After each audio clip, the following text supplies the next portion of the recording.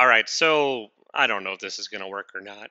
We're testing it out, people. We're going to learn together because I'm doing this in one shot because I'm tired. Anyways, how y'all doing? I am Taylor. This is the Cranky Comic Book Review Show for what? October 12th. Holy crap. 2022.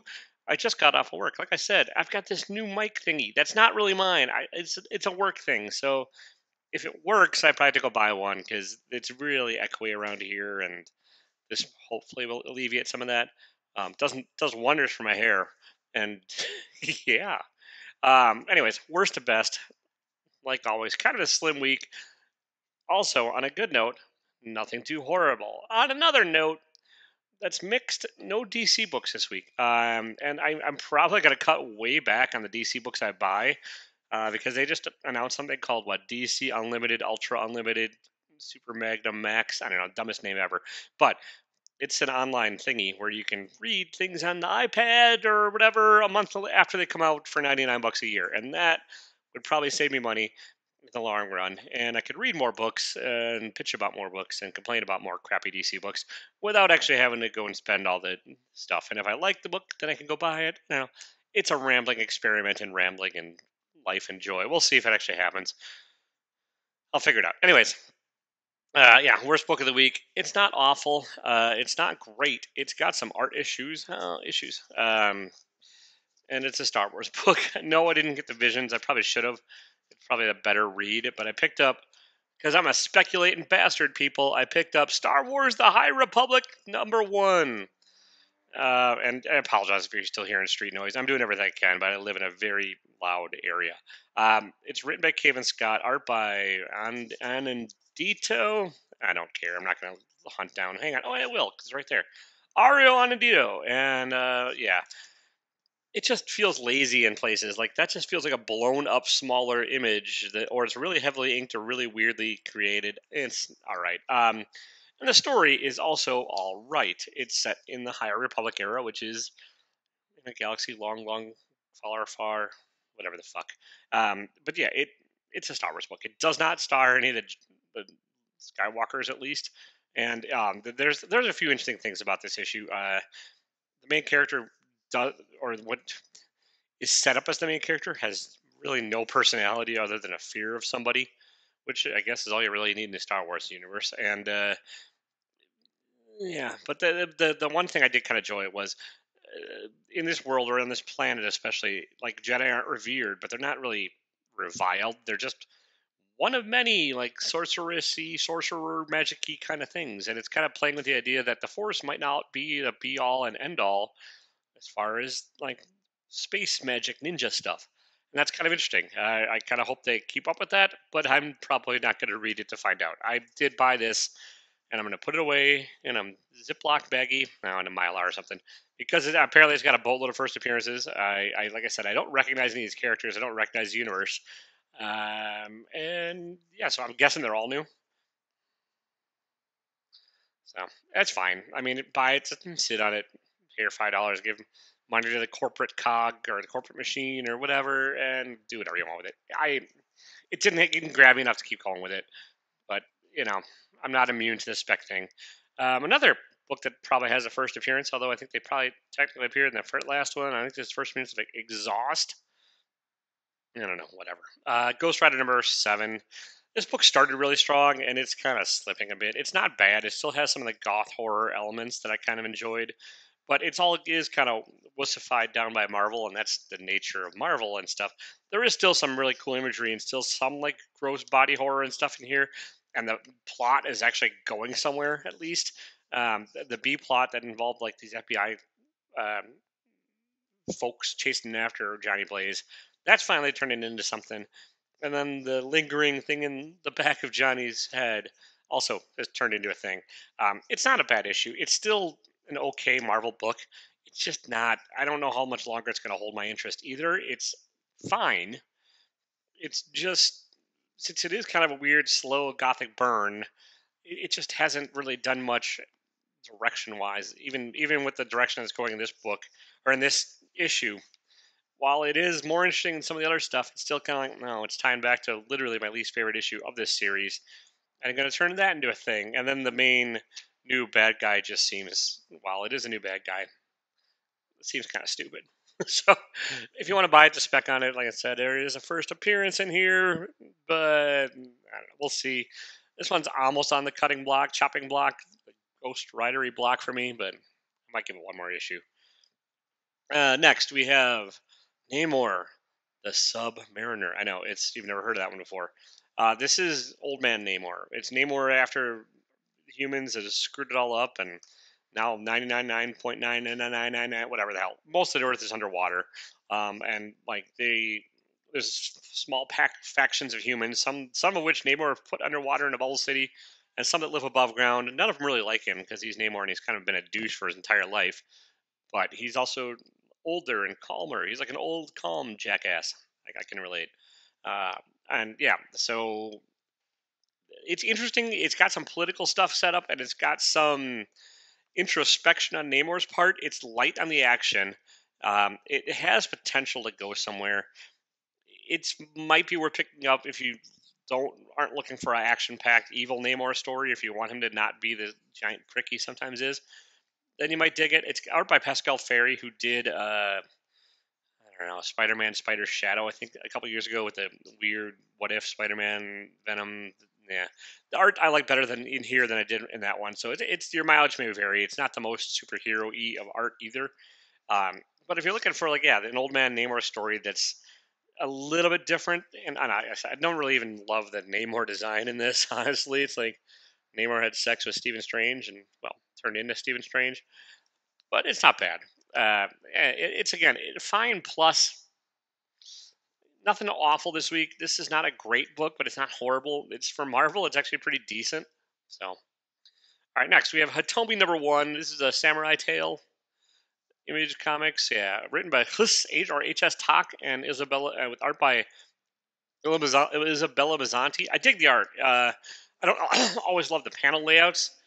They have the long, narrow strips that go through this book a lot, but they're easy to follow, and mostly because they don't line up across the panels, and so you're not really confused. And then the art, but I like the character design. I like the manga and anime influences to this, and the story itself is not bad either. It's a revenge tale.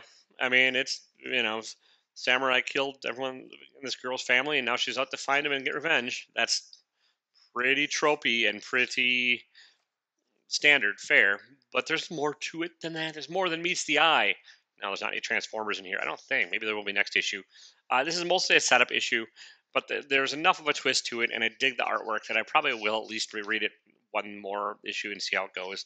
I'm guessing it's a limited series. I didn't really look into it. I'm not really sure, but yeah, that's my guess. And yeah, it's not bad. I realized. Sorry, I realized my camera is well above the laptop, and I've been looking into the laptop instead of looking into the camera. So, because I'm a goddamn Ricky, people, this is my first rodeo. But yeah, the art is solid. There's some nice panels in here. There's some nice designs, and we'll do better to actually look into the camera instead of looking into whatever. We're almost through this mess, anyways. All right, Daredevil #4. Yeah, this is Chip Zdarsky's Daredevil, and it's a solid issue of Chip Zdarsky's Daredevil. He's been setting some stuff up with the hand or the fist, as it were, which is not the hand. I don't know, it's whatever. All these ninjas versus ninjas. What more do you want in a comic? And yeah, it's got the Elektra and the Daredevil stuff that's been going on for a bit. There is something that happens in this issue, so if you're a speculator, you should probably get it, even though it's not an enormous spec. Rafael De La Torre's on the art on this. It's not quite Marco Cicchetto, but a good fill-in. You get some guest appearances. For the most part, this issue is still a setup, and it's a long burn thing with Zdarsky and Daredevil. I know they restarted it, and some people are mad. They're like, "Oh, they restarted." It's Marvel. That's what they do. They just restart shit every once in a while to drum up interest.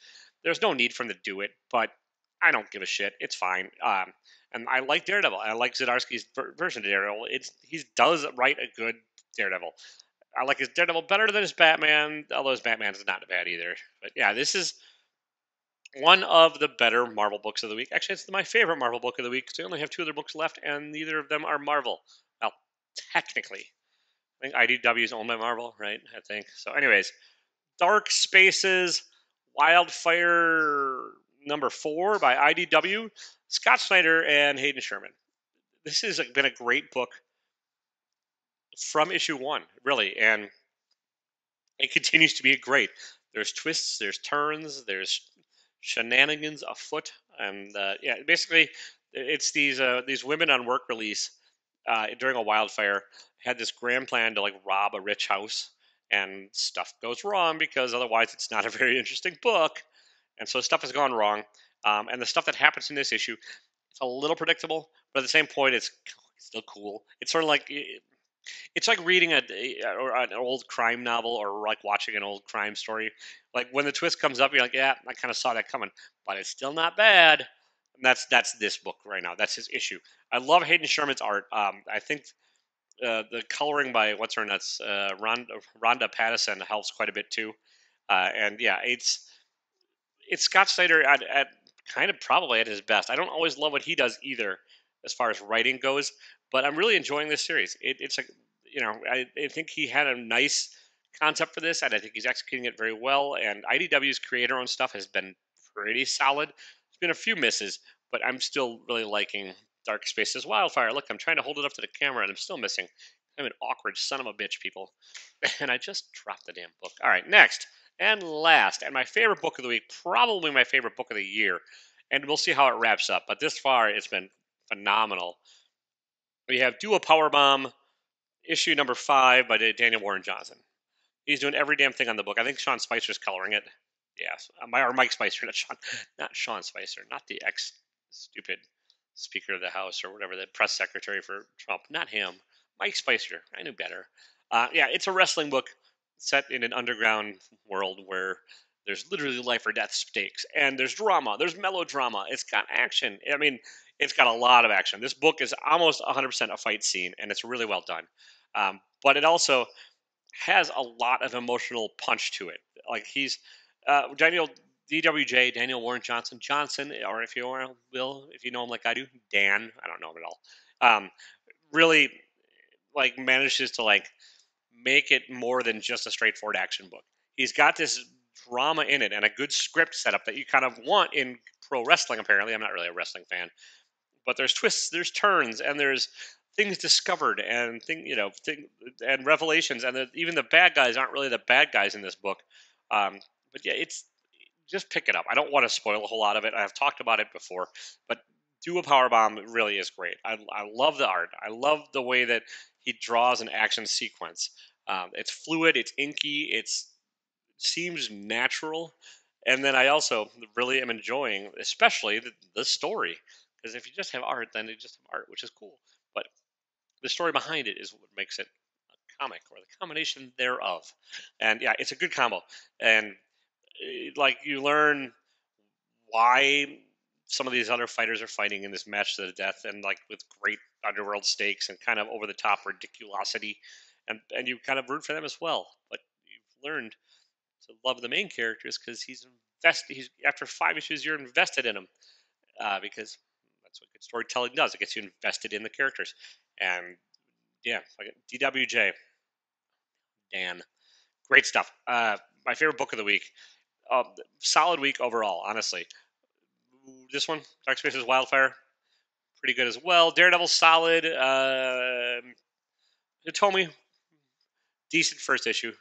Not amazing, but not bad. Namor, Marvel's put out crappier books. Ghost Rider, it's a crappier book than Namor, but not bad. High Republic, it's fine. So that's all I really read. Slowish week. I'm still kind of getting into the flow with work and then the groove of things, and there just wasn't also anything else this week that really grabbed my attention. So that's what you have. I'm gonna get out of here. Don't be a dick. You know. Oh, you know what? If you're, yeah, whatever. Just subscribe, like all that crap, please. It helps me out. And if you're not, well, you're kind of a dick. If you're watching all this, just hit the subscribe button. I don't bug you. I mean, if I bug you, why are you watching me? But otherwise, subscribe. You can hit the like bell, hit the notification thing if you really want. But I drop these on Wednesday nights and haven't been doing much else lately because I'm busy. But I'll get to more content, I promise. All right. I'm out of here. See ya.